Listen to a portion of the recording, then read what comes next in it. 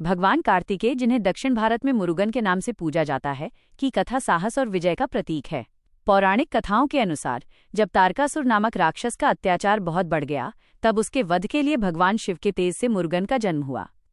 उन्हें स्कंद और स्वामीनाथ भी कहा जाता है, क्योंकि उन्होंने स्वयं अपने पिता शिव को ऐ का अर्थ समझाया था। मुरुगन को देवताओं का सेनापति बनाया गया और उन्होंने अपने अमोघ अस्त्र वेल भाला से तारकासुर और उसकी सेना का संहार किया।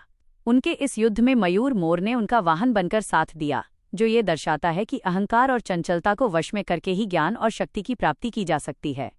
मोर और उनके पंखों से जुड़ी कहानी बहुत दिलचस्प है। कहा जाता है कि युद्ध के दौरान जब असुरराज सुरपद्मन ने हार मान ली और शरण मांगी, तो भगवान मुरुगन ने अपनी करुणा दिखाते हुए उसे पूरी तरह नष्ट नहीं किया। उन्होंने अपने वेल से असुर के 2 भाग कर दिए। एक भाग मोर बन गया, जो उनका वाहन बना, और दूसरा भाग मुर्गा बन गया, जो उनके ध्वज झंडे का प्रतीक बना। यही कारण है कि मुरुगन की मूर्तियों में मोर हमेशा उनके साथ होता है, और उनके मुकुट या आसपास मोर पंख की उपस्थिति उनके सौंदर्य और शौर्य को दर्शाती है। मोर पंख नकारात्मक ऊर्जा को दूर करने और विजय का प्रतीक माना जाता है, जो भक्तों को भगवान के रक्षण का एहसास कराता है। मुरुगन का व्यक्तित्व ज्ञान और युद्ध कौशल का अद्भुत संगम है। उनके 6 मुख, षणमुख 5 इंद्रियों और मन पर नियंत्रण का प्रतीक हैं, जो भक्त को यह सिखाते हैं कि एकाग्रता से ही सफलता प्राप्त की जा सकती है।